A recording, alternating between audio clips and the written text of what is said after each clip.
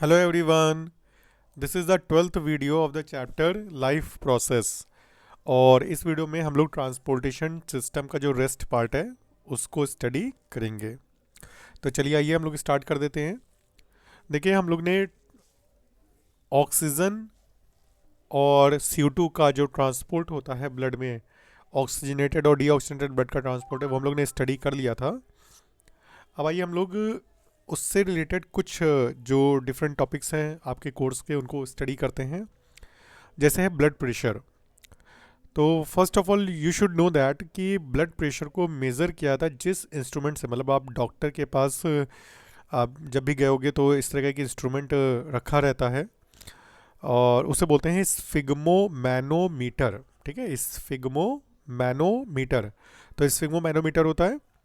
और high blood pressure जब होगा कभी आपको तो उसे बोलते हैं हाइपरटेंशन। और ये कब होता है हाई ब्लड प्रेशर? जब ब्लड में जो मतलब जो ब्लड है, जो वो आर्टरीज में, अगर आर्टरीज का जो डायमीटर है वो कम हो जाए, आर्टरी कंस्ट्रिक्ट कर जाए, सिकुड़ जाए आर्टरी, तो उसका उसमें जो ब्लड का फ्लो होगा वो फास्ट हो जाएगा और ज़्यादा प्रेशर वो लगाएगा ब्लड जो आर्टरी की वॉल पे। ठीक है, मतलब देखो ब्लड जो होता है वो प्रेशर के साथ आर्टरीज में फ्लो करता है। अगर आर्टरीज का डायमीटर कम हो जाएगा, आर्टरी का डायमीटर कम होने से क्या होगा, जो ब्लड प्रेशर लगा रहा है आर्टरी की वॉल पे वो बढ़ जाएगा, तो उसे बोलते हैं हाइपरटेंशन। तो वो तब होता है जब जो आर्टेरियोल्स हैं, मतलब आर्टरी की जो ब्रांचेस हैं उनमें कंस्ट्रिक्शन होता है, डायमीटर कम हो जाता है उनका, which result in increased resistance to blood flow. मतलब अब जब उनका डायमीटर कम हो जाएगा तो वो रेजिस्ट करेंगी, ब्लड फ्लो को रोकेंगी, मतलब ब्लड फ्लो को बहुत तेज़ी से, जिस फ्लो से पहले वो मूव कर रहा था उस फ्लो को उसमें उसमें प्रॉब्लम करेंगे, उसमें कम जगह होगी।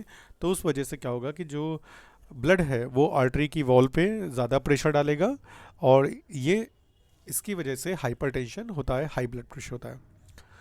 लंबे समय तक अगर ये बना रहता है तो आर्टरी की वॉल रप्चर भी जगह जगह पे कर जाती है, इसे जिससे इंटरनल ब्लीडिंग हो जाती है, जिसमें ब्रेन हेमरेज आपने सुना होगा कई बार है। देखिए हेमरेज, HAEMORR हेमरेज का मतलब होता है ब्लीडिंग।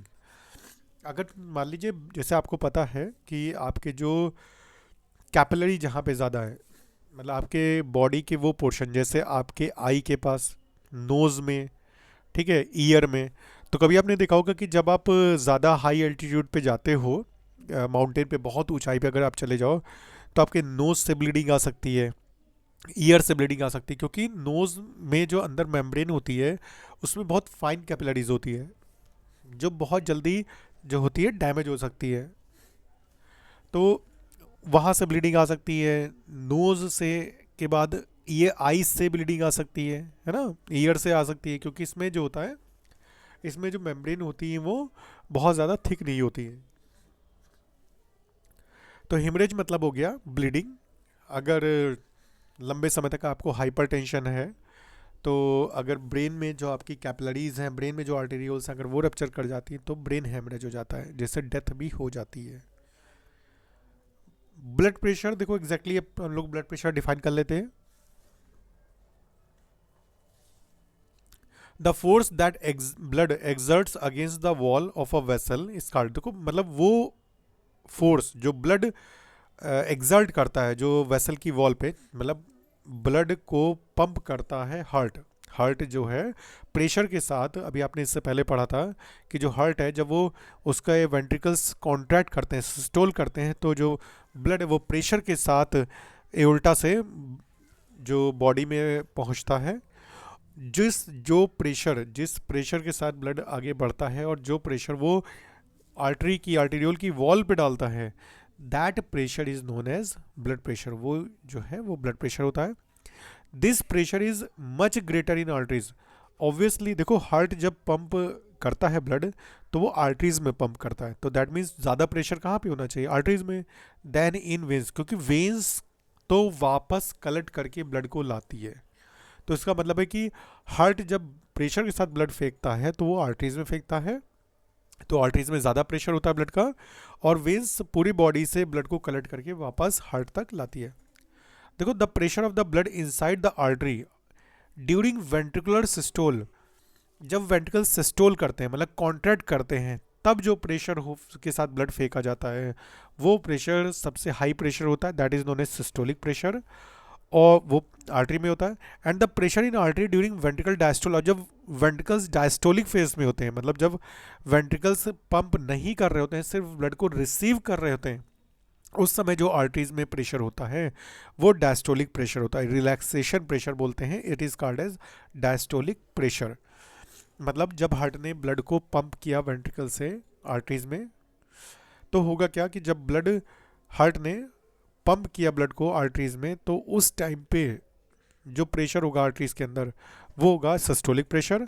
और जब हार्ट में वेंट्रिकल्स डायस्टोलिक फेज में होंगे, जिस समय वो कुछ भी नहीं पंप कर रहे होंगे, तो उस टाइम पे जो प्रेशर होगा आर्टरी में वो सबसे कम प्रेशर होगा, that is known as diastolic pressure.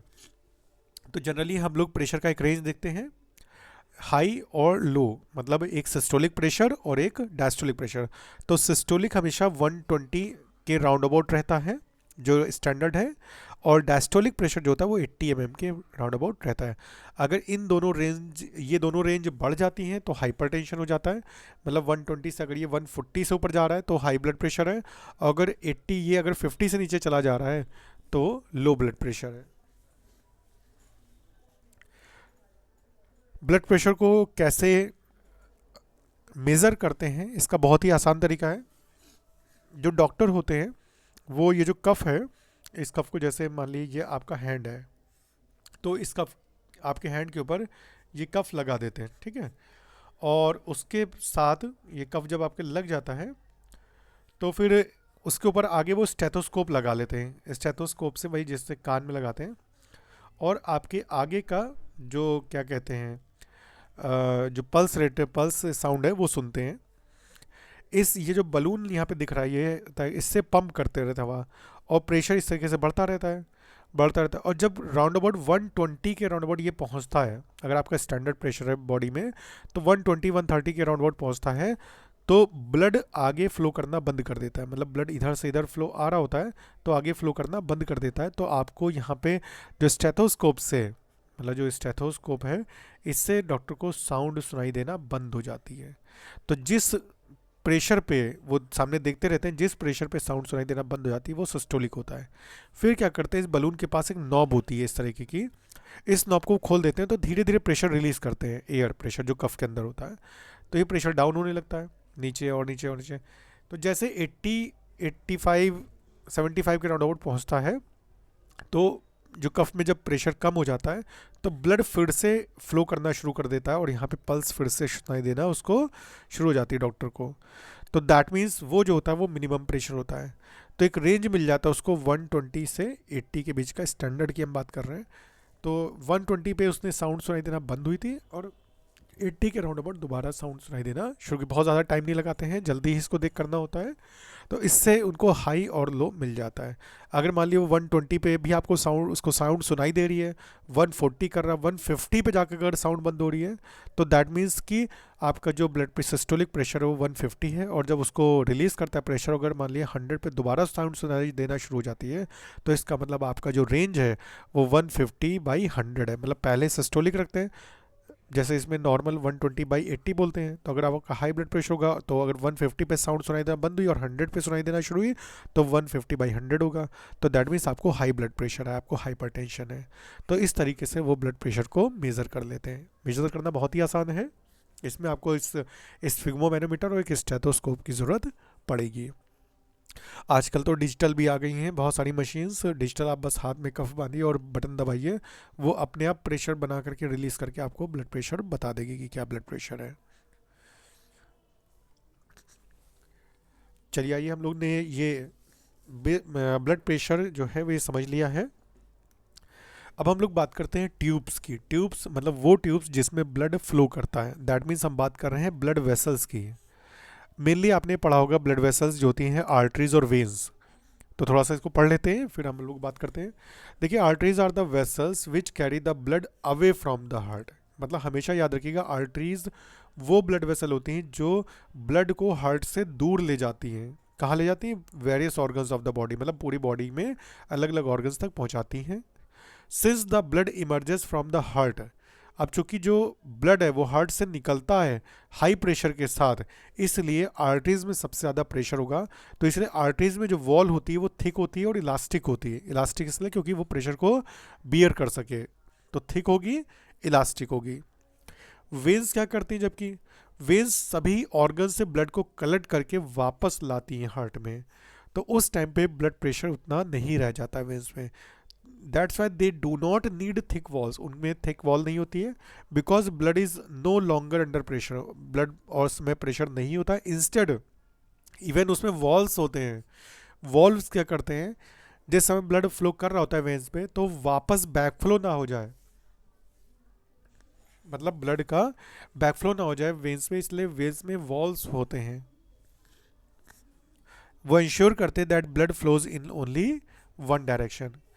देखो, ऑन रीचिंग एन ऑर्गन और टिश्यू, अब किसी ऑर्गन या टिश्यू तक पहुंचने के बाद जो आर्टरी होती है, मतलब अब ब्लड से हार्ट से लेके अगर ब्लड चली, तो आर्टरी जब किसी ऑर्गन या टिश्यू तक जाती है, पहुंचती है, तो वहाँ पे वो फिर ब्रांचेस में डिवाइड होने लग जाती है, छोटी ब्रांचेस में और छोटी ब्रांचेस में, और फाइन बहुत सारी ब्रांचेस में आ जाती हैं, और ब्लड लेकर के जाती है सभी इंडिविजुअल सेल तक पहुंच जाती है, मतलब लेयर तक, इवन टिश्यू में भी इंटरनल डेप्थ तक वो पहुंच जाती हैं वेसल्स।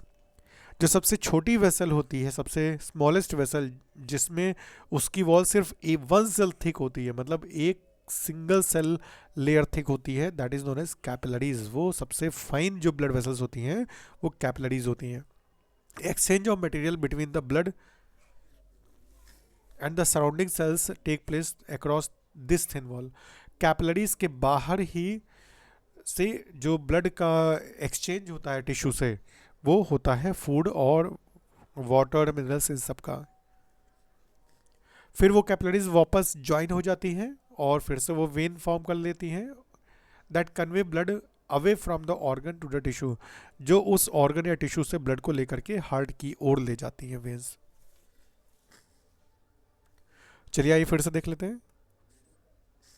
ये देखिए, ये है आर्टरी आपकी, इससे ब्लड आया ब्रांचेस में, आर्टेरियोल में, ये आर्टेरियोल है, ये आर्टेरियोल है, आर्टेरियोल में आर्टेरियोल फर्दर डिवाइड हो गई, ये कैपिलरी नेटवर्क है।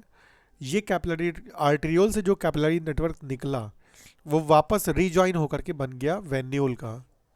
Venule is the branch of when, और वापस फिर वेन्यूल में वो ब्लड जो है चला गया टू हार्ट, मतलब इधर से आया हार्ट से ऑर्गन तक आया, वहाँ पे आर्टेरियोल में गया, आर्टेरियोल से फिर कैपिलरी, कैपिलरी वापस रिजॉइन हुई, वेन, न्यूल, देन वेन, और फिर ये हार्ट की तरफ चला गया है। आर्टरी और वेन में ये डिफरेंसेस बहुत सारे होते हैं, जैसा आपने देखा होगा, सामने आपको दिख रहा है। आर्टरी की वॉल थिक होती है, आर्टरी की वॉल थिक है, जिसकी वजह से अंदर जो कैविटी है, जो ल्यूमेन है, वो नैरो है। इसका ल्यूमेन जो है, कैविटी जो नैरो है, जबकि वेन की वॉल थिन है, पतली है, तो इसका जो ल्यूमेन है वो वाइड है। इसमें आर्टरी में ल्यूमेन नैरो होता है और उसमें जो ल्यूमेन होता है वो वाइड होता है वेन में, ठीक है। वेन में ल्यूमेन वाइड है, जबकि आर्टरी में ल्यूमेन नैरो है। आर्टरी की वॉल थिक और इलास्टिक है, जबकि वेन की वॉल थिन है और नॉन इलास्टिक है। ये देखिए यहाँ पे वॉल्व्स लगे हुए हैं, ये वॉल्व्स इंश्योर करते हैं कि ब्लड का जो डायरेक्शन वो सिर्फ एक ही डायरेक्शन में, वो बैक फ्लो को रोकते हैं। जबकि आर्टरी में चूंकि blood already under high pressure flow करता है, तो उसमें वॉल्व्स की ज़रूरत नहीं पड़ती है, क्योंकि उसमें बैक फ्लो होने के चांसेस ही नहीं होते। तो आर्टरीज और वेन्स में समझ में आ गया होगा। आर्टरी डिवाइड होती है आर्टेरियोल्स में, आर्टेरियोल डिवाइड होती है कैपिलरी में, कैपिलरी। अब होता क्या है कि जब हाई प्रेशर के साथ ब्लड आर्टरी से आर्टेरियोल और आर्टेरियोल से कैपिलरी में आता है, तो ब्लड का बहुत सा पार्ट छन करके बाहर आ जाता है, और छन करके जो बाहर आ जाता है वो मिल जाता है टिश्यू फ्लूइड में, और इसी टिश्यू फ्लूइड से जो आसपास की सेल्स होती है वो फूड मटेरियल न्यूट्रिएंट्स को लेती हैं और बदले में वेस्ट को वहाँ छोड़ देती हैं। इन वेस्ट को, इसको वापस जो है कलेक्ट करके पहुँचाने का काम होता है लिव कैपिलरीज का। तब हम लिव की बात करेंगे। तो जो ब्लड जब कैपिलरी तक पहुँचता है ब्लड हाई प्रेशर के साथ, तो उसका जो लिक्विड पार्ट छन करके बाहर आ जाता है, that is known as lymph, जिसके बारे में अभी हम बात करेंगे। तो लिम्फ कैपिलरी से बाहर आ जाता है, बट इसको वापस रिकलेक्ट करके वेन नहीं ले जाती है, तब उसको ले जाने के लिए लिम्फ एक अलग एक सिस्टम है, दैट इज़ लिम्फेटिक सिस्टम, वो लेके जाता है। चलिए थोड़ी सी और हम बात कर लेते हैं, फिर इसके बारे में बात करेंगे। देखिए मेंटेनेंस बाय प्लेटलेट्स। प्लेटलेट्स आपको पता है कि प्लेटलेट्स को हम बोलते हैं थ्रोम्बोसाइट्स। इसका साइंटिफिक नेम है थ्रोम्बोसाइट्स, क्योंकि ये ब्लड को जमाने में, मतलब क्लॉटिंग के लिए है रेस्पॉन्सिबल होती हैं। अब एग्जैक्टली देखो लिखा है कि think about the situation when we are injured. मान लो जब कभी हमको चोट लग रही है, खून बहना शुरू हो रहा है, naturally the loss of blood from the system has to be minimize. अब जो ब्लड का लॉस है वो धीरे धीरे सिस्टम अपने आप का जो है, हमारा जो सर्कुलेटरी सिस्टम है वो खुद को बचाएगा, अपने ब्लड को बचाएगा। कैसे बचाएगा? लीकेज वुड लीड, अगर लीकेज बना रहा तो हमको ब्लड का तो लॉस होगी, साथ में ब्लड प्रेशर का भी लॉस होगा। इवन इसीलिए लोगों को जब ज़्यादा ब्लीडिंग हो जाती है तो बेहोशी आ जाती है, बेहोश हो जाते हैं। इससे क्या होगा? It reduce the efficiency of the pumping system. Pumping system पे असर आएगा इससे। टू अवॉइड दिस, तो ब्लड में होती हैं प्लेटलेट सेल्स, थ्रोम्बोसाइट्स, जो पूरी बॉडी में सर्कुलेट करती हैं, और प्लेटलेट्स के नंबर लैक्स में होते हैं। नॉर्मल जो ब्लड होता है, नॉर्मल ब्लड में उसमें 2.5 लाख के राउंड अबाउट इनके नंबर होते हैं, 2.5 लैक्स के राउंड अबाउट इनका नंबर है। 2.5 से 3 लैक्स एक नॉर्मल नंबर है, ठीक। टोटल नहीं, मतलब पर क्यूबिक एमएम जो ब्लड होता है उसमें की बात कर रहे हैं। And these leaks by helping the clot the blood, और जहाँ पे भी चोट लगती है वहाँ जो प्लेटलेट्स हैं वो प्लेटलेट फैक्टर 3 एक केमिकल फैक्टर रिलीज करते हैं, जिससे वहाँ पे बहुत सारी केमिकल रिएक्शन चलती है, और देन आफ्टर दैट जो ब्लड है वहाँ पे क्लॉट हो जाता है at the point of injury. Blood clotting को किसी हम और वीडियो में आपको डिस्कस करेंगे, समझा देंगे, आपके कोर्स में भी है नहीं फिलहाल, अदरवाइज हम आपको इसको समझा देते हैं, ठीक। चलिए आइए लिम्फ की बात कर रहे थे। हम लोग ने अभी देखा कि लिम्फ जो होता है वो ब्लड का लिक्विड पार्ट है जो छन करके कैपिलरी से बाहर आ जाता है, ठीक है। इसकी बात कर रहे हैं लिम्फ की, तो इसको थोड़ा सा पढ़ते हैं। देखो, there is another type of fluid which also involve in transportation, this is called lymph और टिश्यू फ्लूइड। लिम्फ ही टिश्यू फ्लूइड बनता है, टिश्यू फ्लूइड लिम्फ से ही बनता है।